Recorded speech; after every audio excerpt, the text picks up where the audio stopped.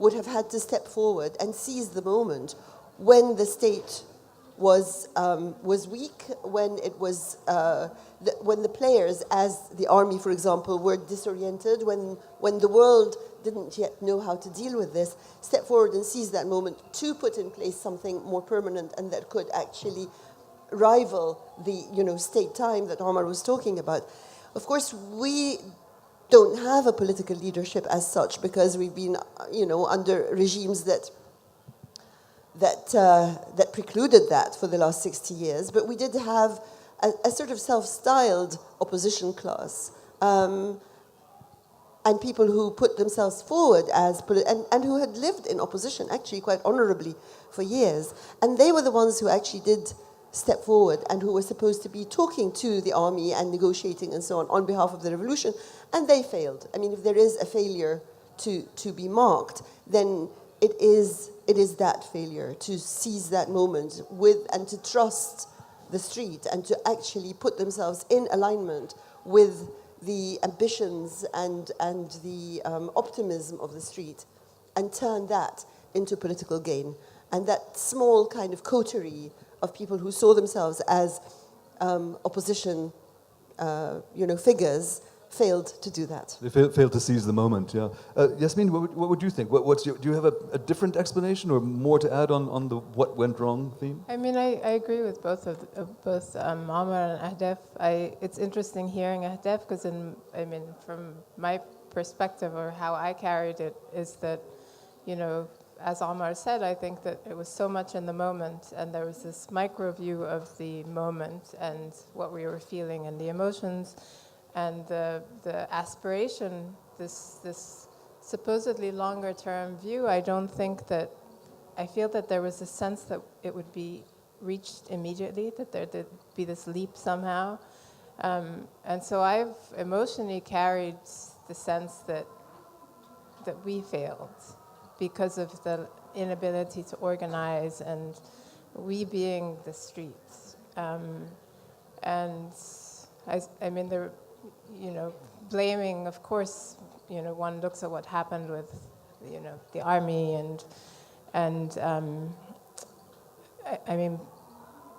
I think the tendency to assign blame maybe has also held us back at moments, which has been how I've moved forward, I think, carrying the blame. In some sense, it's difficult to. But don't you think one has to move away from that sort of blame game? And I mean, I think there is the exercise of trying to see things in a longer historical sense. Maybe one way of healing as well. Max, if I may cut in, I mean, we talk about blame when we're put in this situation. When somebody says what went wrong and why did it go wrong, and therefore you have to talk about that. And yet, I don't think. I mean, nobody's sitting around blaming people, but one has to learn from the past, and that's really the issue. That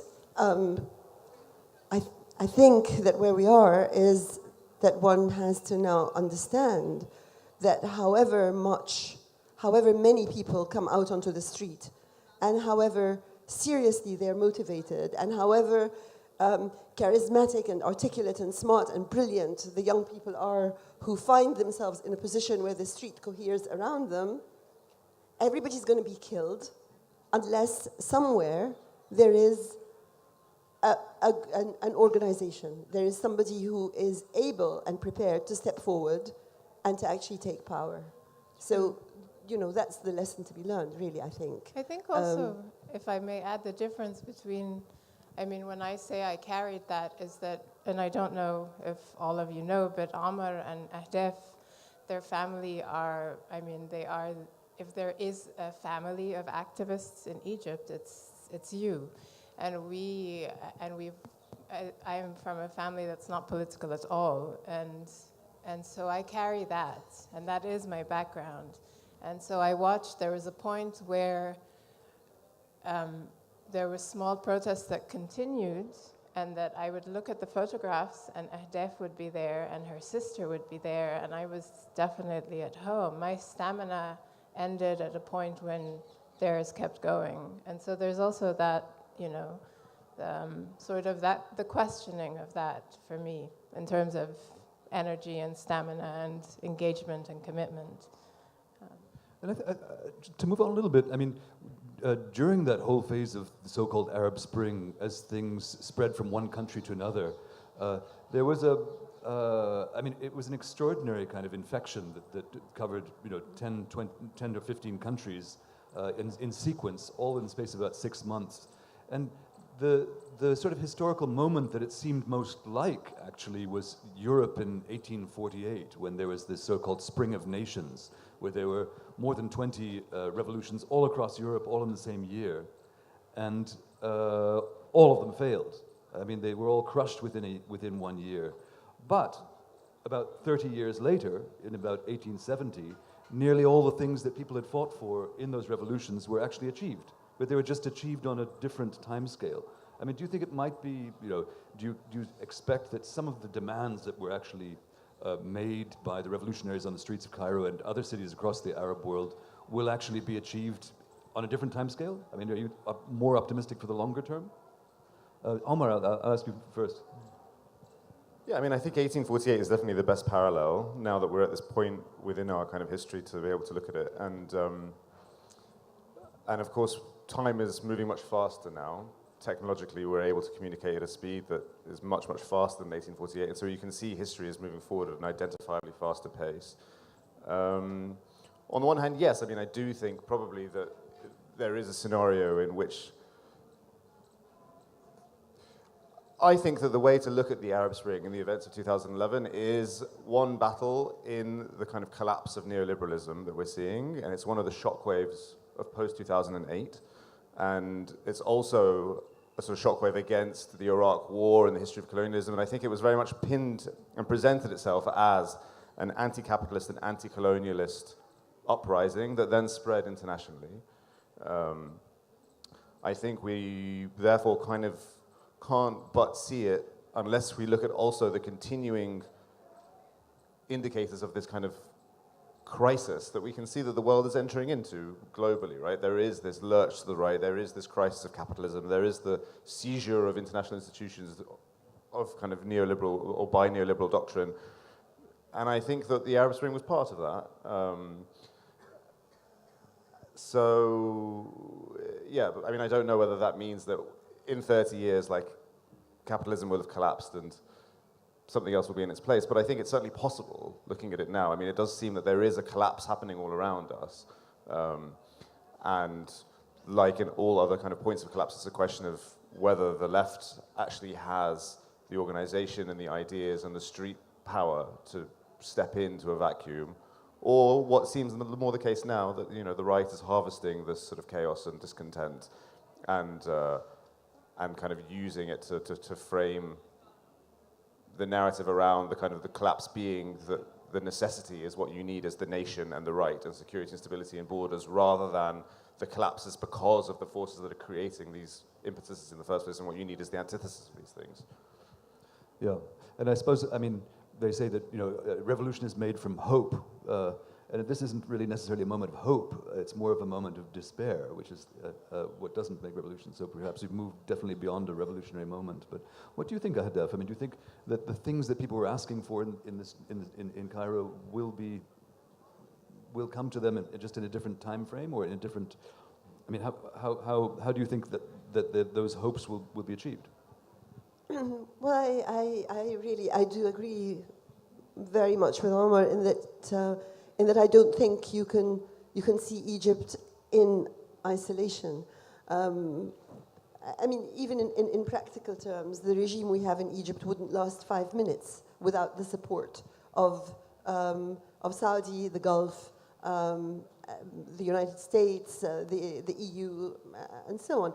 So really, there is a global system that manifests itself in different countries. I mean, you have it here. I mean, there's a clear manifestation of this issue of the rise of the right and the nation state, the borders, the militarism, and so on. You can see it here in India, you see it in the United States, in Eastern Europe, and so on. Egypt is very much part of that.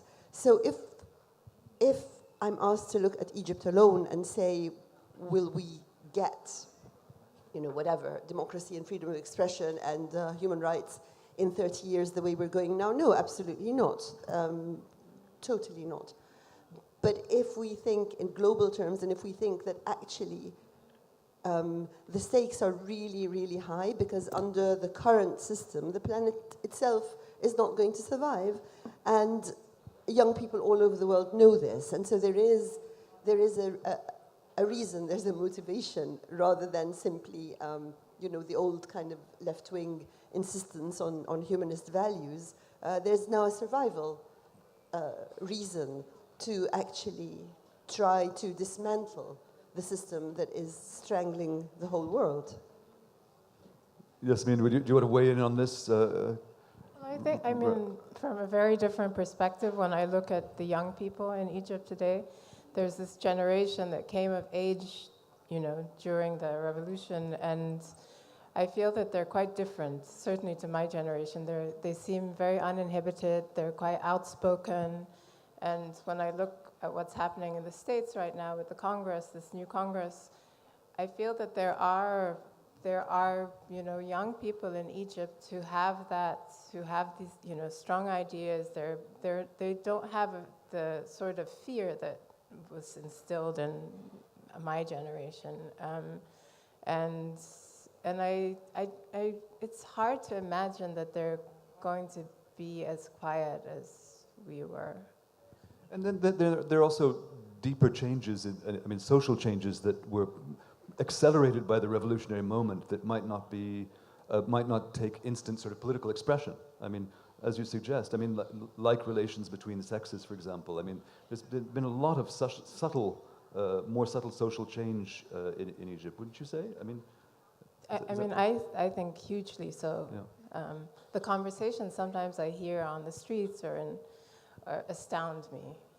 There's much more of an openness on that level. And it's sort of challenging of all kinds of social norms. Yeah. Yes. Yeah, I agree. I agree completely, of course, that there is social change that has been expressed or triggered by the revolution. It's moving fast, particularly among the young. But I don't really see that as sustainable without political change, because these very young are also, while they're going through their moment of social change and openness and so on, are also being crushed. They're being crushed by economics. They're being crushed by, the possibility. Every single day, at least one person is disappeared off the streets, for example. Many people are trying to get out because they can't find jobs, or because of the repression. So while social change is really important and really good and is an indicator, it does need a different political and economic climate if it's going to thrive. Yeah, the current moment is pretty hard. How would you characterize it, Omar? The current moment in Egypt. How would I characterize it? Well, I'm not sure. When I was just thinking now is when we talk about failures, and I wonder if, it feels like the world and history moves through revolutionary eras and then moves out of them. And I kind of wonder if actually one of the kind of greatest mistakes has been to sort of totally cede even the fact of revolution to the right, and to kind of accept that we've kind of entered a kind of cold phase, rather than actually considering this sort of continual collapse that we were talking about, and this like absolute festivities that the right are having. And to kind of consider ourselves as being a continuing age of kind of change and transience. But anyway, the situation in Egypt, yes, it's an out-and-out dictatorship, but yeah, yeah, it's sort of grim. Okay, we don't need to go into great detail. Yeah. Did you want to add something? I wonder how people, every day I wonder how people economically are surviving. Like when I go into the supermarket, I'm shocked at how much we pay for so little now. And I wonder how people, there must be a breaking point. I don't know, since they floated unpegged the pound. And can we ask you a question as the economist? Sure, absolutely, you may. Yeah, would you like to? How does it, where does a breaking point come economically when inflation is so high and prices are rising and? Very difficult, but as I was saying the kind of revolutionary moment often doesn't happen in moments of economic contraction, but actually expansion. That's when revolutions happen, when there's a little bit more fat on the body and people feel they can sacrifice something. But when people are really living hand to mouth, that's often a moment of quiet, and I'm afraid that's where Egypt is right now. Yeah. But to move on to something a little more hopeful, having gone through this revolutionary experience, perhaps there's someone in the audience who'd like to make a revolution. Would you give them any advice? Do you have any advice for how to make a revolution? You don't make, a revolution happens, and you either join it or you don't. Nobody can actually make a revolution. People can, but that's not what we did. That's not what, well, there were kernels. I think there were some of the actual organizers who sparked these demonstrations who had no idea it was going to snowball in quite such a fashion. But there was an organized kernel of people. Well, there were demonstrations from 2000, really from 2000 in support of the Palestinian Intifada, and then 2003 against the invasion of Iraq, and then 2005 to protest the coming elections in Egypt, which everybody knew were going to be rigged. And from 2005 onwards, it didn't stop. There were demonstrations all the time, and the police was hitting them all the time, and they kind of grew, but only a tiny bit. And then there was the police murdering the young man Khalid Said in June 2010. And that kind of, created a sort of ground, I suppose, of sympathy, so that when there was a call to go out against the police on the 25th of January 2011, it was specifically against police brutality triggered by the killing of Khalid Said, and the response was overwhelming and unexpected, and that's how it all started. So yeah, you're right that it kind of that there was a kernel of protesters. There was the Kifaya movement. There were several kernels, but nobody knew that it would sort of coalesce and grow so very suddenly. Absolutely.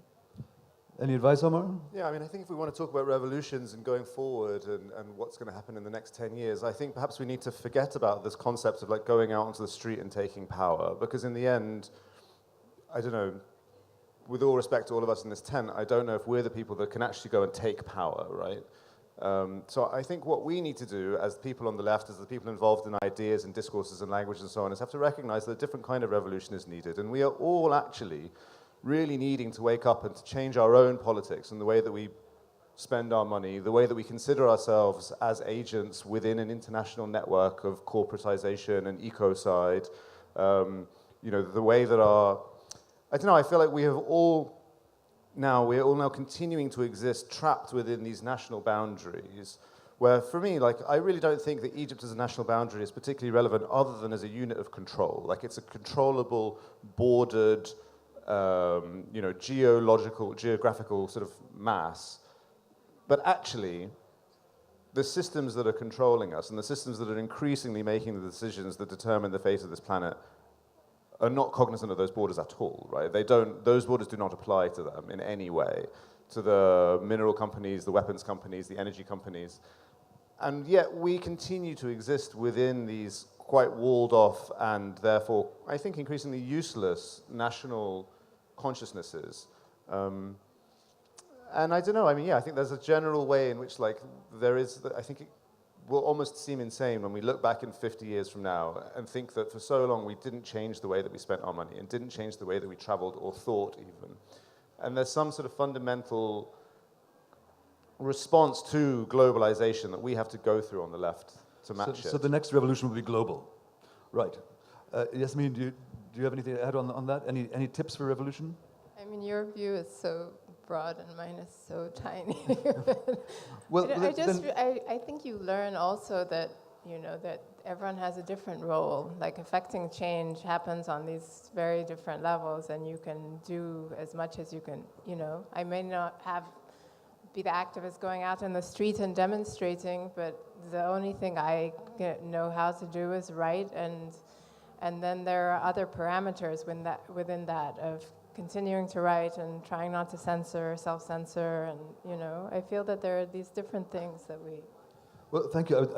You've just preempted the little transition I was about to make, to move away from talking broadly about revolution to talking about what it's like to write about extremely turbulent times. Because this is something that all three of you have done in different scales. Ahdaf has outwritten both of you by a long way, but you've been at it longer. But That is sort of the reason that we're here. Right.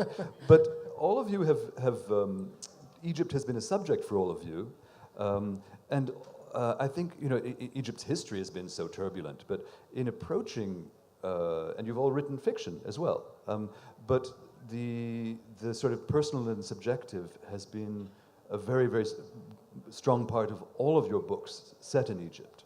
And I was just wondering, I don't know quite how to approach this with the right question, but what I'm trying to get at is how do you separate the personal and the sort of objective, or the subjective and objective, when you're dealing with events in such a turbulent situation as a writer? Have I made a question there? Is that a question that anyone feels competent to answer? Yeah. Yeah? Would you like to start, Omar?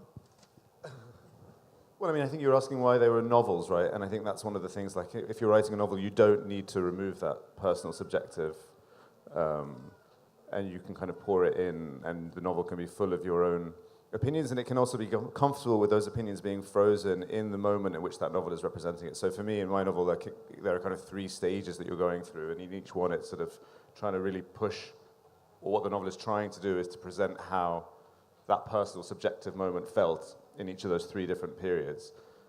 And I think that's, for me, I would have been very wary of writing a non-fiction book, because it's so, or for me, I don't think I'm able to write in a way that's divorced from the moment that I'm writing. I mean, none of us are, but I'm particularly unable to do that. So I think that's what the novel can do for you. There was a problem. I mean, several friends of mine wrote books about the revolutionary moment, and all of them regretted it because events kept moving on. I mean, you didn't know where was the beginning, where was the end. That's a difficult thing. But it's interesting that your book has 3 different stages, and so did your book as well, Yasmine. Is that, but over a longer period of time? I mean, yours spans a couple of years, and yours spans several decades, Yasmine. But I'm just interested that you both sought that kind of perspective over time. Number 3. Do you have why did you construct it that way, Yasmine? I mean, and again, I think it's maybe partly the fact that I come from a very different background, is that while there was such a preoccupation with what happened in that moment of people finding voice, I guess I was more preoccupied with the silence that preceded and that also seemed to come after, and I wanted to understand that behavior, I think also on a very personal level in myself, and I felt that the way to do that was to try to understand these tiny moments in the everyday that shape who you come to be, and so it seemed like the best way to do that would be to look at a character over these 3 distinct periods of time, starting with childhood, when you're really, you're absorbing and you're taking in the behaviors of the people around you, your parents and your siblings, and so that was my. And I think that there's a contrast between your 2 books. I mean, it's a very obvious one. I'm not saying anything very profound, but yours, Yasmine, is much more internal. I mean, and the events His are is exciting. Sorry. Mine was much more tedious. His was very exciting. Well, I was going to put it rather differently and saying that yours is a much more internal book, with the events being kind of very much a background noise, whereas in Omar's book, the events are fly right in your face, and actually you get sort of sticky with gore to a certain extent. So they're quite different. But Ahdaf, how do you separate the sort of subjective from objective? I mean, you've dealt with. I mean, you've done novels, you've done short stories, you've done works of nonfiction, you've been engaged politically. I mean, but your novels have a strong kernel of the subjective as well. And I think even, I mean, how do you manage this, or do you not want to manage it? I mean, where does Ahdaf fit into the big political picture? Well, this is the $1 million question right now, I guess, for me. I mean, this is the problem that I'm facing as I try to write fiction again.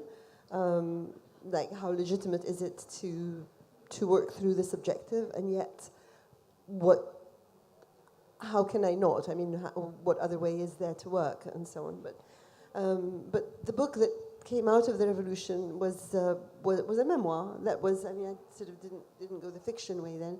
That was a memoir of the revolution, and in its actual structure, it also kind of shows how I engaged with what was happening, or how what was happening hit me or affected me. But it was really only written because my publisher demanded it. I mean, she might be here, Alexandra Pringle, and I'm eternally grateful to her for having made me write it, but I wouldn't have sat down and volunteered. And I'm full of admiration for people like the two on my left who actually managed to produce books of fiction out of that experience. We have yet to see whether I can. But it's the revolutionary moment hasn't actually produced a great torrent of fiction. I mean, there was this sort of expectation that having the drama of this moment that Egypt and the rest of the Arab world lived through would create a torrent of new movies and so on. And it actually hasn't. I mean, there are. It's not to say there's nothing, but I mean, it's a rather low volume. I mean, Yasmine, do you have any idea of why that is? I mean, is it still too fresh in people's minds? What is the reason? Too. I mean, I look at people around me, and many people have been in quite a lull.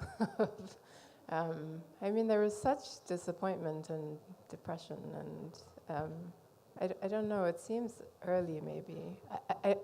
I'm still processing, I think. I mean, I think the boom, the stuff that we've seen was like, in music and in poetry and in graffiti, and then I think now, there's a lot of like artistic production on Facebook and satirical stuff. I think we saw there was a big boom in Egypt of dystopian sci-fi novels. I mean, I wouldn't, I wonder if it's also to do with, a sense of like kind of needing to refine the value or the purpose of art in the face of sort of such kind of brutal militarism. Like, it's not an easy question to answer. And I suppose, I mean, in Arab history, history of modern Arab literature, there have been these terrible moments. I mean, the 1967 war was one such moment, which was just such a shock that it put people into a sort of stunned form. But eventually it became a source of completely new ways of looking at things, a rather bleak way. I mean, and a lot of absurdist approaches, surrealist, science fiction, slightly creepy. Yeah. Well, I found there was this interesting moment where I started hearing people refer to 2011 as the second defeat, referring to 67, and with 67 came all this literature, so I've wondered, eventually something will come out, certainly, but. Well, I think we're ready to open up to some questions from the audience, which I hope we have. I see several hands. Good. Yeah, right over there. This gentleman over there. Oh, well, we'll start with this fellow because he's got a mic. The man with the mic can speak first. There we go. Sure. Hello, 2 questions. Firstly, can you tell us about the state of civil liberties in Egypt today? And secondly, the state of the Khane-Khalili market, which I absolutely love. Should I take this? Take that, go ahead. Okay. So first of all, it's really great to be here, which we omitted to say when we first stepped onto the stage. It's wonderful to be back at the Jaipur Festival, and it's wonderful to be in this like superlatively beautiful tent. And I love having events in India because there isn't ever that hesitation where the floor is opened and nobody puts up their hand. There's always 5 or 6 hands straight away. And so the energy of that is wonderful. The state of civil liberties is extremely bad. I mean, there's always worse. It could always get worse. But at the moment, it's very, very bad. There's a complete takeover of media, of cultural space. Even things like Facebook and Twitter, there's a law being passed that if you have 5,000 followers or more, you are actually public media and will be treated by the law as such. Yeah, and as I said earlier, people are disappeared off the streets. We have over 60,000 prisoners, prisoners of opinion, political prisoners. Yeah, so it's bad. The Khan al-Khalili market, on the other hand, is fine. It's thriving. It has suffered somewhat from the absence of tourism, but it has managed to repel an attempt that was made during President Mubarak's time to turn the whole thing into an open-air museum, because even though it looks like it's sort of poor and old, but there is very serious money there. So they gave pushback on that, and so it's good. It's good. Come back and see it. Mm. Yes, this gentleman on the far right here. Yeah.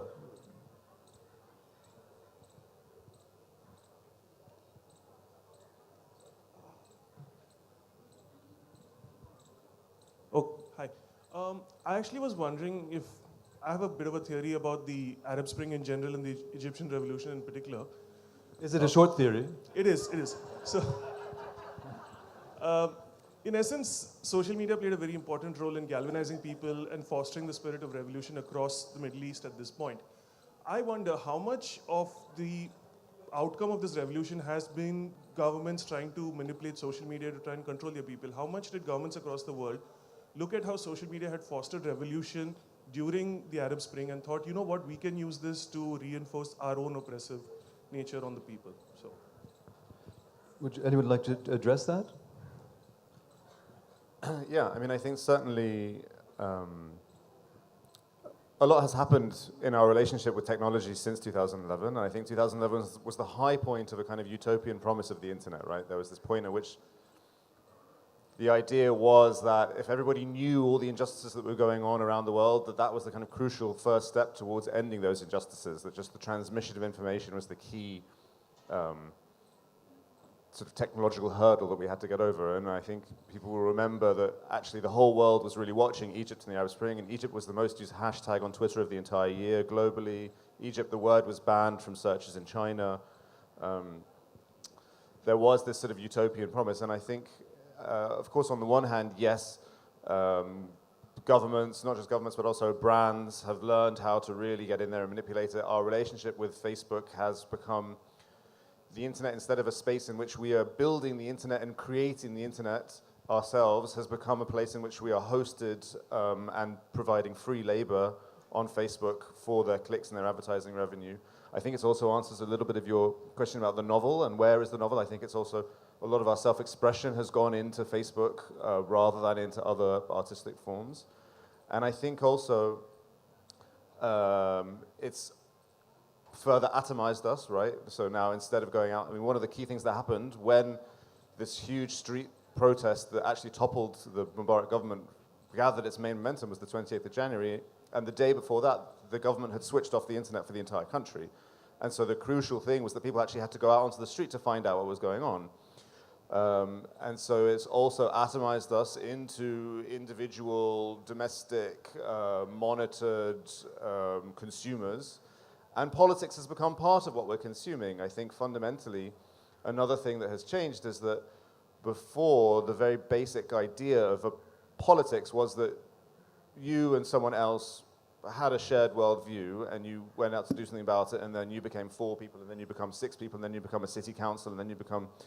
But now, and so each time, you know, you have your politics is grounded in your own local relationship with the people you live with, the land you work on, the problems around you. And now there has been this complete inversion of politics, where our politics now is that you go on Twitter as an individual in your room or on your phone, and you see the problems of the entire world scrolling past you, scrolling past you, scrolling past you. They're in your pocket 24 hours a day. And there's nothing you can do about it because you are on your own with your phone. And so it's a complete inversion of what politics is, and it's totally disempowering to all of us, and guilt-inducing because it's in your pocket all the time, and you're not looking at it, and you're not weeping over victim X or crime Y or whatever, because there are just too many and you can't keep up with it. So in a way, the governments don't even need to be actively doing anything about it. It's so destabilizing to us anyway. And of course they're on there and they're surveilling us. And so it's kind of a perfect storm. And I think it's really, the internet has become the key cipher of control now of the various regimes in which are kind of keeping us in our place as sort of static consumers. I think also, governments all over, particularly dictatorial governments, have seen the so-called color revolutions as a sort of petri dish, as a template for how to prevent such things. And they've just done every possible thing to plug those gaps. And plugging the gaps is that's the sort of terminology that you hear used in a lot of, governments these days. Let's see, we need another question. Oh, right in the front. Yes, great. Hi. So my question is to all of you. How do you feel about media coverage that comes from the West in terms of revolutions like these? At least speaking from an Indian perspective, every time there's something explosive, there's a slight bit of apprehension about maybe something seeming slightly Orientalist when it's covered. How do you feel about it? Because, of course, there is a lot of media coverage from all over the world, and media is getting more and more global. But there still seems to be a bit of a divide in the perspective that comes in from the West while covering something like this. So how do you feel about that? Would like to...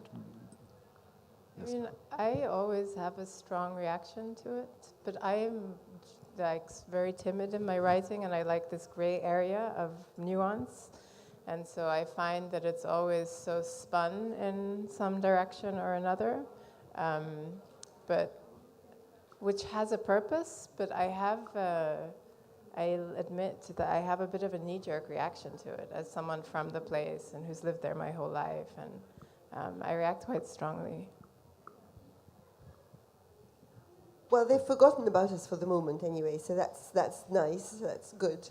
And I agree with you that there is always a bit of an Orientalist streak. I think we actually did break out of that for a while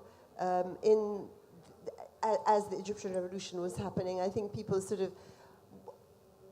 up and paid attention, and a lot of people actually flew in and were actually, international journalists and so on, and were actually caught up in it. We're actually sort of seriously moved and felt part of things, and so there was a moment, and interestingly and somewhat ironically, it was the moment when we actually didn't care how we were written about, or how this was all it was to do with us and not to do with how we were portrayed and so on. But during that moment when we didn't care, the discourse was different. And then it kind of, obviously, it goes back. There was something really interesting when the Gilets jaunes thing happened, and a couple of smart Arab commentators on Twitter and Facebook were sort of reporting on it as though it were an Arab thing, commenting and asking questions in the way that the Western media, do we think this is going? And that was really brilliant. It was a great way of putting, forward how we were treated. I think because I represent the imperialist, Orientalist press, I have to say something. Well, I was going to tee Max up. I was going to say, actually, Max, as one of the... as a journalist who really is not ever Orientalist and was there and got it right every time, and you would always click on an article by Max Rodenbeck, and so perhaps this was actually, I was going to say... Max is honorary Egyptian. Oh, well, that's not what I was going to say. I wasn't going to say any of that. I was just going to say that the press has this horrible relentlessness that, it's a giant spotlight that moves to the action, wherever it is. And then the, reporters from wherever, whether they're Western or not, tend to fly in and watch what's happening, but they try to speak back to their audience in the language that their audience understands. And that language can be very annoying to the people who are being described. And I think sometimes that's Orientalist, but it could be something, you might describe it as something else as well. Occidentalist or anything. But the language that's used by, the press to describe what it's looking at is a language intended to make it clear to the particular audience that it's aimed at. So that always has to be kept in mind. Anyway, let's zip along and see if we can. Yes, there's a gentleman here on the left. to any of the panelists, why do you think this revolution failed? Or has any revolution, sorry, that's not my question. Has any revolution succeeded recently or turned upside down? People have become more responsive to injustices. So what is, in your view, what's happening? That's a very broad question. Shall we, yeah. You know, when you say has any revolution succeeded, are we going back to the French and the... He said recently. Oh, recently. Well, the Tunisians did all right. The Tunisians have more or less succeeded. Yeah. Well, it's better than, they're doing better than we are. I think revolutions in this age are actually, I mean, as is proved by what happened across so many countries in a short time, it's actually very difficult now. I mean, because of the tools of control are stronger than ever. It's actually quite difficult, and that's what was proved, I think. You know, that if you look back a little bit longer, over the last 60 years or so, you know, there were more successful revolutions in the 1970s, 1980s, 1990s than there have been more recently. I think maybe also if we just try and just broaden our spectrum a little bit, and if revolution is sort of like using yourself to try and create political space and political change, if we can include Palestine in there, then that is a remarkable I mean, I won't even say example because I don't know anywhere else in the world that would do this. But what is happening in Gaza, where Friday after Friday after Friday, people go out to try and change the status quo while they are killed, you know, just sort of shot at and sniped and so on. And the uprising across the West Bank, you know, in the face of terrifically brutal sort of you know, repression and of world collusion, I think that's remarkable. And so while they have not succeeded in winning freedom or independence or even civil rights, they're certainly not defeated. And that's something I think that maybe we could all learn from and keep an eye on. Yeah, at the far back, there's a sorry, the lady behind you, yeah. Thank you so much. This is a fascinating conversation. I lived in Egypt about 25 years ago in the Mubarak years, and it seems to me that in a sense, the elastic stretch in one direction, it's gone back to where it was. So the question in my mind, I guess, is where does this go? What does Egypt 25 years from now look like? Personally, I'm going to be dead, so... I mean, Egypt 25 years from now looks like the same as everywhere 25 years from now looks like. It looks like a small, militarily backed elite who live behind walls and barbed wire with vast police forces in control of the dwindling resources that the earth has to offer us for the last 2 generations. Egypt in 25 years is the same, you know, will look not any different than anywhere else. I mean, everywhere is going through the same process. It's concentration of wealth and power and technologies of control at the top, and increasing impoverization and immiseration of everybody else as the planet is drained of its final resources. And a plastic wasteland. And plastic. Plastic wasteland? And just, yeah, which is what, yeah. So do you agree with that sort of dystopian vision? I mean, I do, but this younger generation, I feel that they have an energy that is, I just don't think it's going to remain contained. I don't know what's going to happen or when, but I don't think they are going to be pacified. I just don't believe it. I'm not saying it's guaranteed, like otherwise we just kill ourselves now, but you know, I'm saying that is the future that is being designed, right? And that's the thing that we have to deal with. Right, that's the actual current plan. Yeah, that's where we're headed. That's where the flight is landing. Right. Well, I think, you know, I don't know if I'm being idiotically optimistic, but you know, if you look at the long, Egypt is the oldest nation on. We talked about borders, but Egypt's borders really haven't changed for 4,000 years or so, and in that time there have been something like 50 dynasties under, you know, Romans, ancient Egypt, you know, Islamic dynasties, etc., and this dynasty, which started in about 1952 with the military coup, I think it has a lifespan too, which will end at some point. I just don't know when. But will the planet survive? I mean, if Well, we're that's talking about dynasties that last sort of hundreds and hundreds of years, I mean, things are moving faster now. Yeah, that's a longer time frame. I think we had a gentleman who was trying to ask a question earlier. Yeah. Hello. My question, I actually have two questions. One, did the Arab Spring fail because of lack of leadership? I can draw a parallel to that. In India, the war of the 1857, the first war of independence, failed despite having more numerical numbers and better armory because of lack of leadership. Did the same thing apply to Arab Spring? Nobody came forward to take control when things were going their way? And my second question is to Omar. I'm quite impressed with your passion for the left.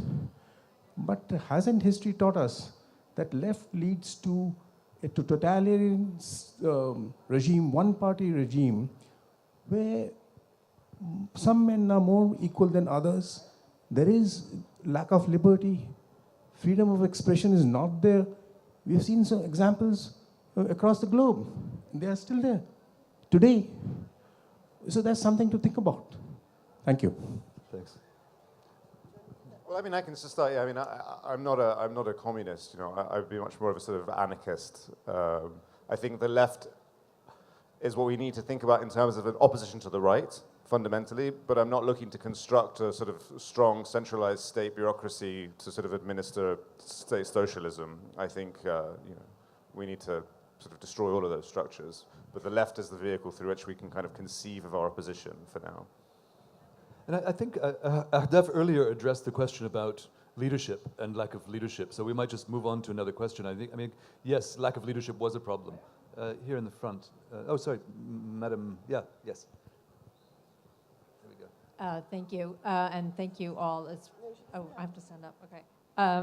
This is so interesting and just so intelligent and so just illuminating. But my question for the three of you is, have you had, or what's the level of interference, if there is any, with your writing activities, be they fiction, nonfiction, speaking out on the part of the state, beyond what I assume is surveillance of some sort? Thank you. Well, we're all here. So there is a sort of grey zone allowed. I think, speaking for myself, I don't know if everyone else agrees, but I think writing in English doesn't disturb them as much as writing in Arabic. That doesn't apply to you so much as it does to... I think there's a sort of broad levels of censorship. I mean, you can't publish in a newspaper. The website that I write for is blocked. They like to create a sense of general self-censorship where you don't know where the red lines are, right, and what's going to catch their attention, what's going to bring the eye on you, and that's very effective. Personally, I had a column, a weekly column in Al-Shuruq, which is the daily Egyptian National, and that ran for about 4 years. Anyway, that's been stopped. So it was stopped a couple of years ago, and basically, Ahdaf, when you say stopped, what happens when it's stopped? I mean, you get a little notice saying... No, you don't get a little notice. I mean, the publisher is a friend, and he's my publisher, and he owns the thing, and he was becoming more and more uncomfortable, and he was telling me how hard they were leaning on him. And so eventually there was a moment when it kind of was done delicately, but, he was being lent on. And all sort of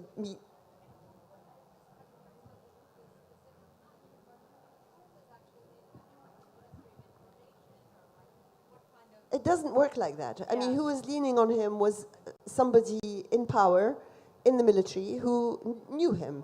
And so it was done at receptions, at dinners. There wasn't an official notification from the Ministry of Information. It was sort of like, a friend would lean over and say, you really need to stop And it's not just me. I mean, there are other people much more important than me.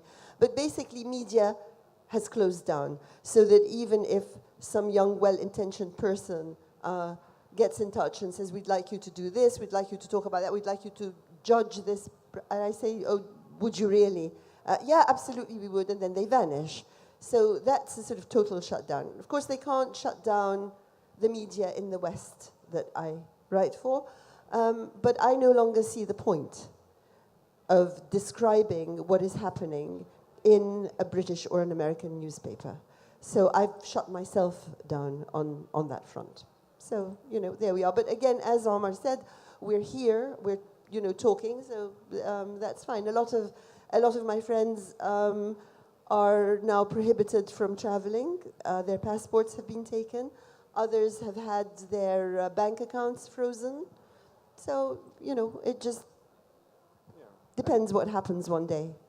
And if you're asking about official mechanisms, there are a matrix of laws that they choose to apply or not apply, and there's a new law about the media and forcing independent media to register and jump through certain hoops and file everything with the Ministry of the Interior. There's this other law that if you have 5,000 followers, then you can be prosecuted for publishing fake news. There are colonial laws that they reenact and sort of revivify, saying you're not allowed to print any information about the security services, so you publish a book with the word army in it, and then you wait and see what's going to happen.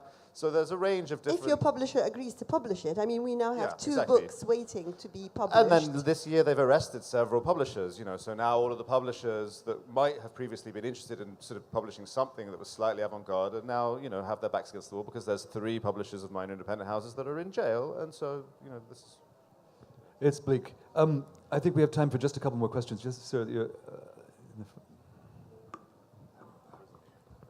I had a question for Omar. I wanted to ask you about the whole removing national borders that you were talking about, and specifically about how you said we should change the way we spend. So I want to know what you meant by that and how the left will go about removing the national borders that exist. How the left goes about removing that? Well, it's difficult in 2 minutes. It's very difficult. A vision. Well, the way that we spend, look at what we consume, right? And look at the way that our money, I don't know how it is here, but I don't know, it's, we are constantly and continually complicit in propping up both the kind of global corporations that we know are ultimately ruining the planet, in the way with what we consume, from bottled water to Coca-Cola to the insane amounts of meat that the world consumes. It's not so much the case in India, well done on the cow front, but everywhere else, the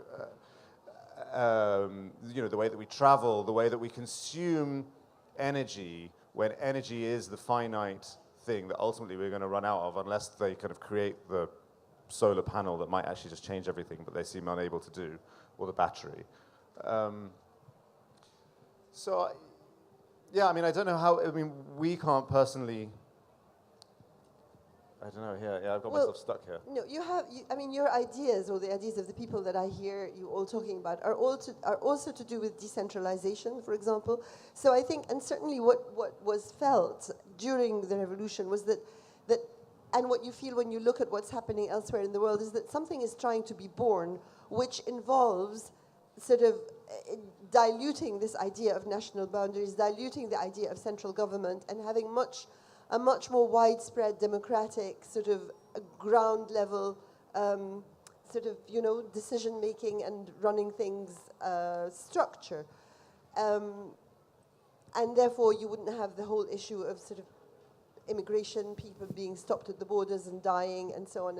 And so I think that when Omar talks about national boundaries, I think that is something that a lot of people in the world, and therefore your question, are really moving towards, that maybe there is a different, a smaller, a more planet-friendly, people-friendly way of running the world than the sort of, states with their borders and the huge sort of military-industrial complex that's required to sustain them and so on, that there is something much more people-based that would ensure the survival of the planet and would make life, much more livable for people in general that is being dreamed of and aimed at?